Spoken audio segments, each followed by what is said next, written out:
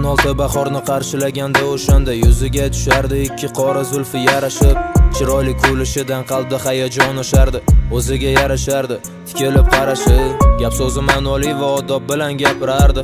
Bir kunda necha bora gaplashsakda salom berib, ayb menda bo'lganda ham kechirimni u so'rardi. Men uning jilmayishidan jahlimdan tushardim erib. Rashkim kuchli edi, ba'zan urishardim qattiq. U ham oldingi qizlarim eslab so'roqqa tutardi. Undan o'zga qizlar endi qiziq emas edi ortiq.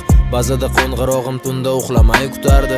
Arazi yarashardi, yuzini olib qochganida mehribon edi juda. Issiq kiyinding deb doim orzu qilardim. Bir kun kelib ertalab ko'z ochganimda halolim bo'lib uyg'otsin ertalab turing deb qo'yib. O meni bir donam edi sarvi qomat tofati jonim yuragimga oromim edi labi shakarim lablari balim.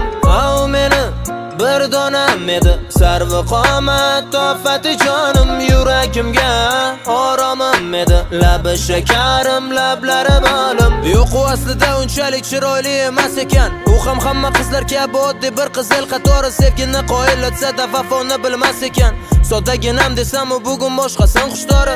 U uxlamay qo'ng'iroq qilishim kutmasgan, asli u shunchaki kech uxlarkan. Men bo'lsam bo'lmasam u ham shayton vasvasasining oldida bo'larkan. Taslim u ham yolg'on gapirarkan, kaminaga muntazam. Ayb menda bo'lsa-da u kechirim so'rardi ha. Balki uning ayblari menikidan sifatlidir. G'azabimni uning bitta arasi qilardi hal. Balki uning jilmayishi men o'ylagandan xavflidir. Soxta ekan bu mehr, soxtadir rashk qilishi. Unga qiziq emas asli issiq yupun kiyishim. Tayin bo'ldi xotin bo'lsa umrimni ham yeyishi. Bu gaplarim mandi shaqib tilimni tiyishim. Endi bilsam arzimas ekan gulim desam xafa bo'lar gul sof mehrimni.